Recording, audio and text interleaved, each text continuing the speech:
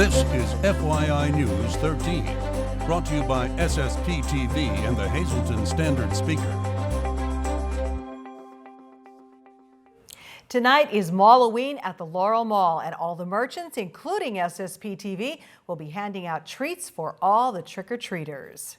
Good evening and thank you for joining us at FYI. I'm Lisa Sugart. Ken Kara's on assignment tonight. Let's get to our headlines from FYI and the Hazleton Standard Speaker. Well, family and friends of Chicago Cubs manager and Hazleton native Joe Maddon gathered last night to see the opening game of the World Series. The crowd gathered in the back room of Cassatt's Cafe on Alter Street in Hazleton. Among those in attendance, Maddon's mother and sister, along with family and friends. A huge W flag in honor of the Cubs was also draped for all to see. Local supporters are welcome to gather at the local eatery to watch the remaining series, which they hope will result in a Cubs championship. The restaurant is also featuring World Series specials. Kenny and Dave Seaman from the Standard Speaker will talk about Game 1 and have reaction from Hazleton's Joe Maddon. That's coming up a little later in sports right here on FYI. Well, tomorrow is the deadline for those in need to apply for Christmas gifts for the upcoming holiday season. For more than a decade, Catholic Services and United Charities have provided Christmas dinners and gifts for local families in need. Applicants must attend a brief presentation prior to their application process, and that final presentation is tomorrow at 10 a.m. at Catholic Social Services Family Center, 106-108 South Church Street in Hazleton. For those interested in the food distribution only, that sign-up will be November 28th through December 8th. Now, for more information on both, call Catholic Social Services or United Charities. A special event will light up the sky for a good cause. I had the chance to talk with the woman who came up with the idea to help local people win their fight against cancer. I am very pleased to welcome back to our studios Tammy Martin, the former mayor of Freeland, and a woman who always has a cause that she's here about, a wonderful cause, always helping people. And she's back to tell us about the second annual Light Up the Night for a Cure. This is a beautiful event, but it is really for a wonderful cause. Yeah, last year, this is the second year having it. Last year we had over 500 lanterns that were set off at once. All the money that is raised from it stays local. It benefits Country for a Cure, and all that money is then turned over and donated to local cancer patients. Now, the Country for a Cure, that was started by you and your late husband, Tim Martin, also the former mayor of Freeland. So you wanted to do this to help people with cancer then. How amazed are you that this has not only continued but grown, and you've raised a lot of money? Yeah, this is, we're very proud. This is our 20-year anniversary for our dinner dance. My vision was, by the time we had our 20th year, I wanted to raise over $100,000. And right now, with all the fundraisers that we do, as of right now, we've already raised $96,000. So this year, we're going to go above and beyond what we expected. I mean, I'm fortunate. The community, the surrounding communities have been very good to us. No matter, what event it is, they know the importance of it. There's so many people who are battling cancer that need the help, and everybody comes out as a community, and it's a great night out. It truly is, and I know you guys went through a lot because Tim lost his battle with cancer, and the community still misses him terribly. We still love Tim, and I know he watches down on all of these events. This is taking place Saturday, November 5th at 7 o'clock at Delacroix Memorial Field in Freeland. This is truly spectacular. I wasn't able to be there last year, but I saw the photos. It's beautiful. So what do people do to participate? The lanterns cost $5 a piece. They can pre-order them. They can either contact me, my daughter, or Donald at the fire company. You can also go on our Facebook page. It's Light Up the Night for a Cure. You can let us know. I do recommend pre-ordering them. As I said, last year we had over 500 of them that were lit off at once. A lot of people like to get them ahead of time because they take them and they write little messages on them. Chinese theory says that if you have a loved one that you lost, if you write a message on that lantern and you light it and send it up, the message gets up to heaven. So they will be available that night, but only in limited supply because we only ordered so many of them because you don't know how many you're going to need. So they will be available that night, but I can't guarantee how many of them we will have. All right, well, it's a beautiful event. You're going to want to take part in it. The lanterns are only $5. Please help Tammy get over that $100,000 mark. And again, it benefits the country for a cure. That's taking place January 28th, so mark your calendars for that, for the big dinner dance event as well. Come out on November 5th. Pre-order your lanterns in advance by October 30th is the deadline, if at all possible. And we hope that you will be out there so that we can truly light up the night and bring awareness for cancer. And Tammy will also be at the video store in Freeland this week, every night from 4 till 6 p.m., so you can stop by and purchase your lantern in person. Well, as we said at the top of the show, tonight's Malloween at the Laurel Mall. Mall merchants will be handing out candy to all the little trick-or-treaters starting at 6 p.m. SSPTV will also be there with goodies for the kids, and the girls will be taping a special Halloween episode. So we hope that we will see you there tonight at the Laurel Mall. This Saturday marks the annual Shenandoah Halloween Parade. Last year, Eric Becker and the Shenandoah Volunteer Group stepped in to keep that longtime tradition alive. He said more than 120 people took part in last year's parade and festivities. I asked why it was so important for him to keep that tradition alive. It's my childhood memories growing up, so I didn't want it to end for the next generation. The people that did it last, they did it for 20 years, and they said they couldn't do it no more. So I didn't want the kids of this generation to lose out on my memories. So that's why I picked it up. This year's parade is this Saturday with lineup at 12:30 at Shenandoah High Rise. Everyone's invited to take part. There is no registration needed. There will be plenty of candy, cupcakes, food, prizes, and so much more. They hope to see you in Shenandoah.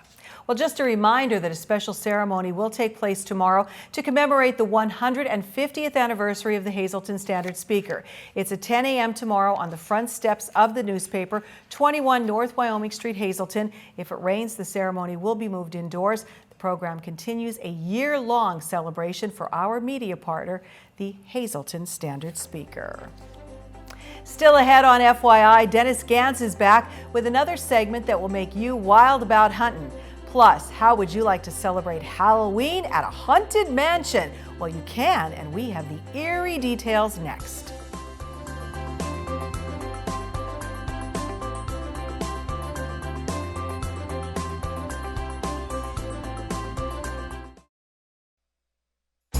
This is FYI News 13, brought to you by SSPTV and the Hazleton Standard Speaker.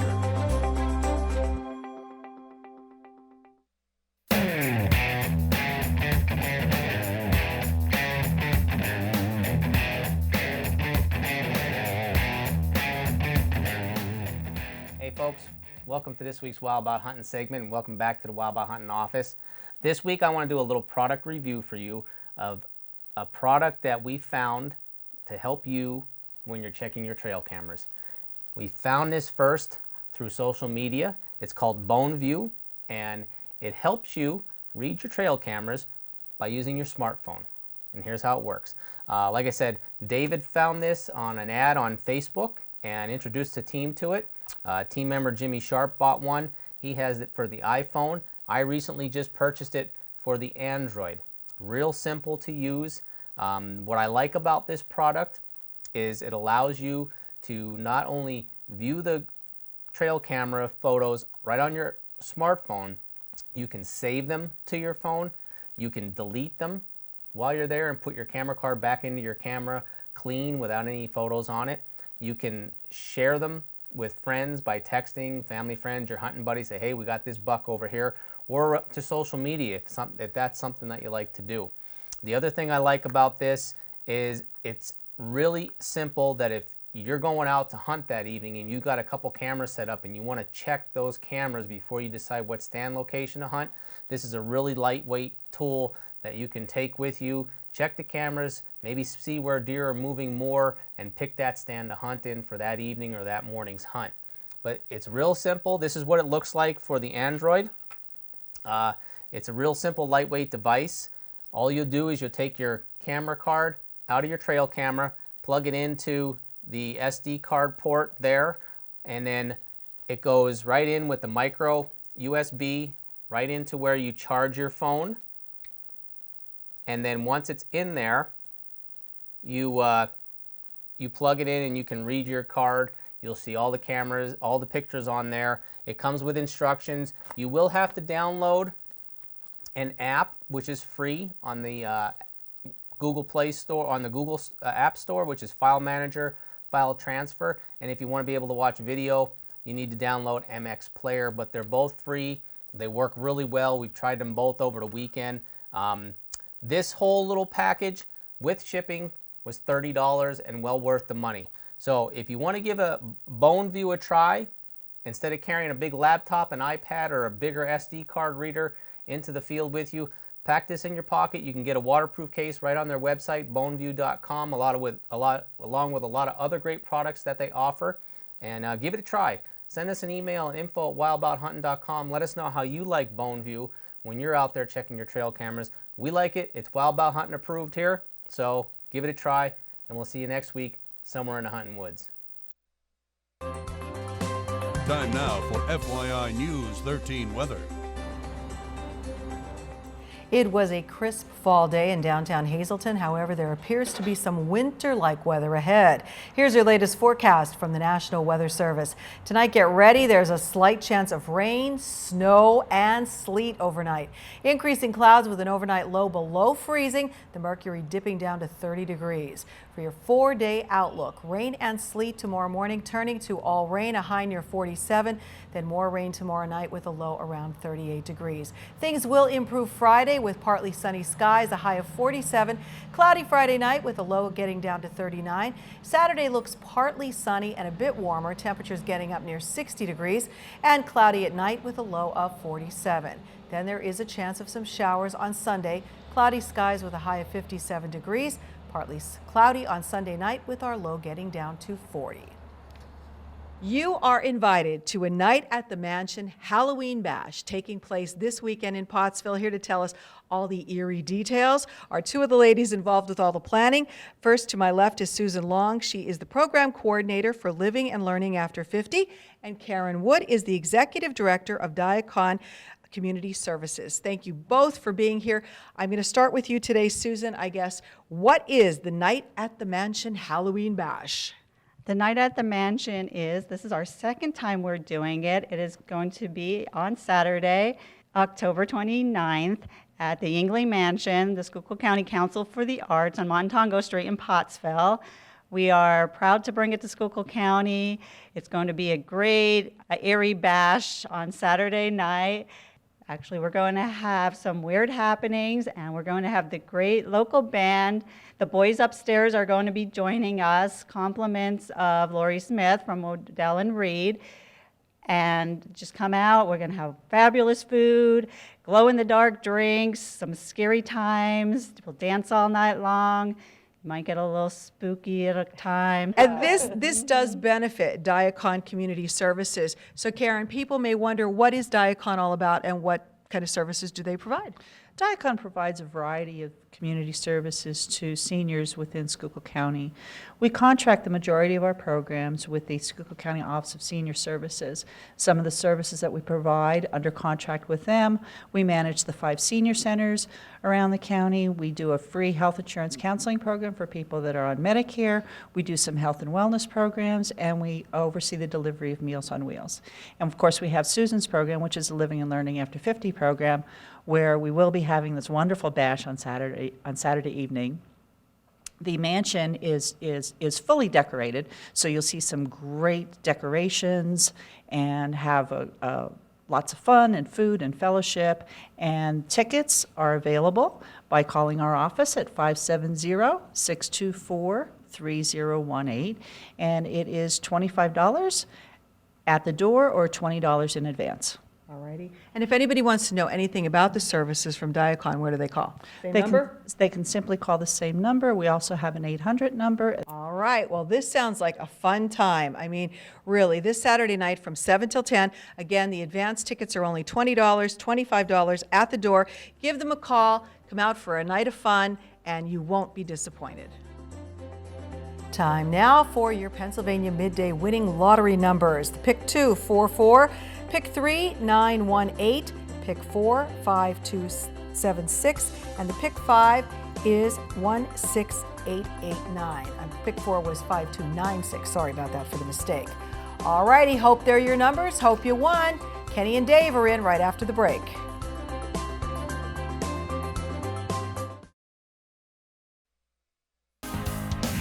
This is FYI News 13 Sports.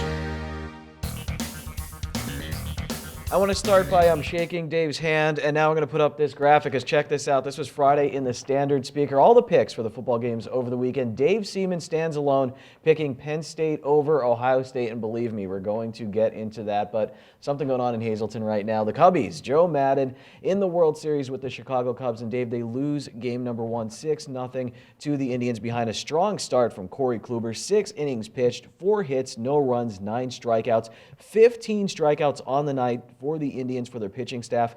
Here's what Joe Madden had to say after the game, and guess what, Dave? He's not sweating it right now. He's good. I mean, he gets such great movement both directions with his cutter and then his comebacker, and he was hitting his edges. He pitched well. You got to give him a lot of credit. He pitched well. I liked our bats overall against Miller. I liked the fact we got him up to 50 pitches also. So there was a lot of positives with that. We struck out a lot, but I'll defend the fact we did have some good at-bats. We had opportunities.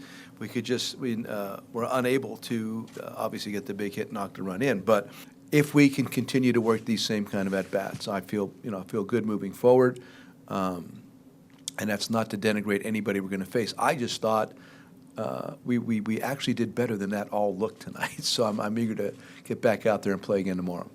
So, Dave, would you kind of agree, good at bats for the Cubs? There's, some promise there if they could keep that up at the plate? I agree. I think that the Cubs showed that they could put the ball in play against Andrew Miller, which is going to be key going the rest of the series. Unfortunately for the Cubs, though, the Indians have other relievers, too, that they didn't get a chance to see last night. So maybe they have conquered Andrew Miller a little bit. Their approach was very good against him, but they're going to be seeing other pitchers throughout the series. We know that Kyle Schwarber will play after not playing, the entire season, came back while getting hurt early in the season and coming back to play in this World Series, came in as a DH, did very well, Dave, I thought, to play, and that could be a weapon for the Cubs. A team, I think that, Dave, they thrive when they score first, and I think a lot of teams do, but you saw it, I think, in the Dodgers series. We were talking about Adrian Gonzalez being called out the plate. All of a sudden, the Cubs score the first run, their offense starts to get going. Penn State football, Dave, they beat Ohio State, they beat the Buckeyes. Why did you make that pick? You referenced that you said earlier this year that they would get one, maybe they're not supposed to win, but why the Buckeyes? Well, I think Ohio State came into the game with a very young team, very talented. They might be the most talented team from top to bottom on the roster, but they're playing back-to-back road games. They went to Wisconsin. It was a very physical game. They survived that game. They had to come back late, and J.T. Barrett, who's a fabulous quarterback and doesn't like to lose, he's been through the worst for them for a long time, leading that team. Defensively, they're quick on every level of their defense, from the defensive front, the linebackers, and the secondary. But a lot of their young players have never been in a situation like Penn State, in a whiteout situation. Yeah, they were in Camp Randall in Wisconsin. They won that game. But to do it in back-to-back games is a lot to ask. And they were getting the Penn State team that was coming off a bye, second straight opponent that was coming off a bye. So Coach Joe Moorhead and the offensive staff were able to put a few new wrinkles into the game plan.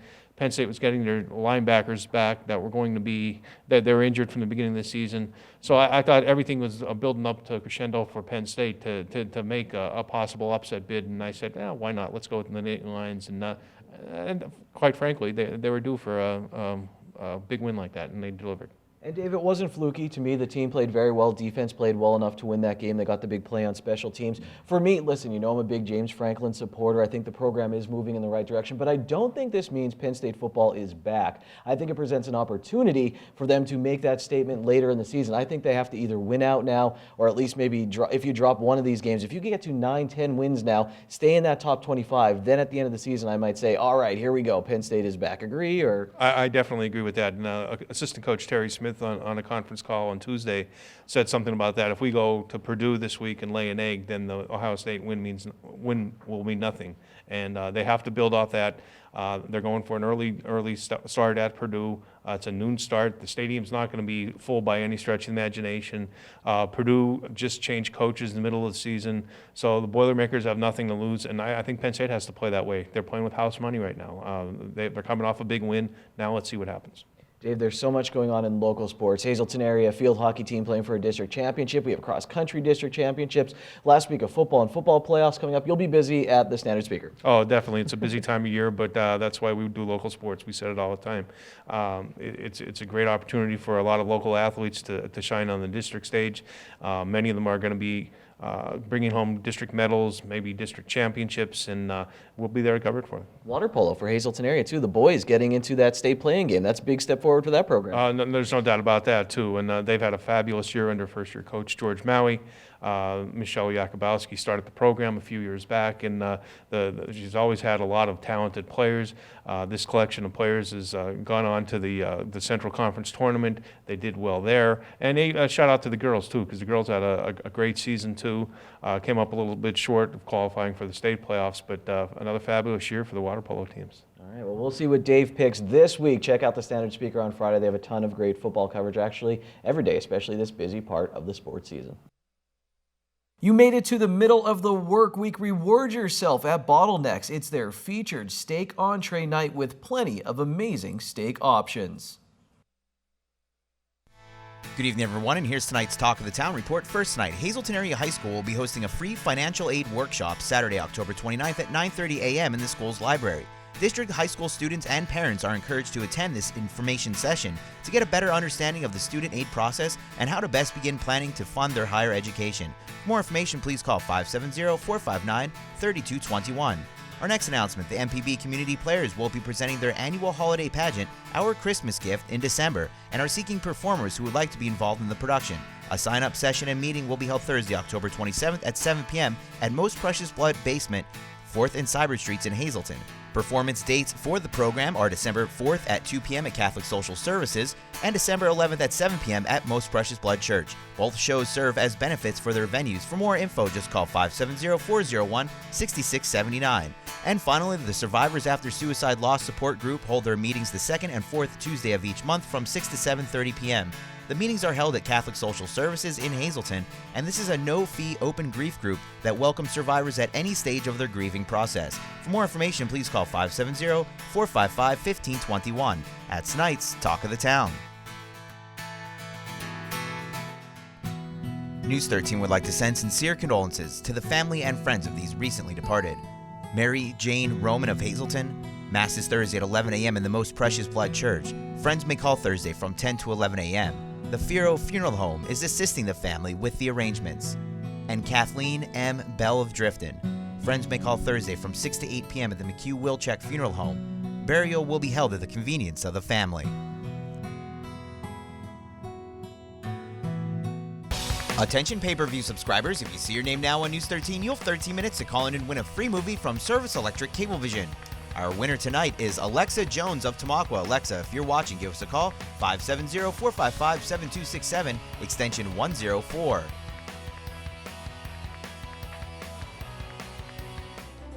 Thank you for watching FYI tonight. Hope to see you out at the Laurel Mall. We will be there tonight for Malloween, and you can also bring donations for the Giving Shelter campaign. There is a box to put them in up there at the mall. So we'll hope to see you tonight. Kenny will be back at the desk tomorrow.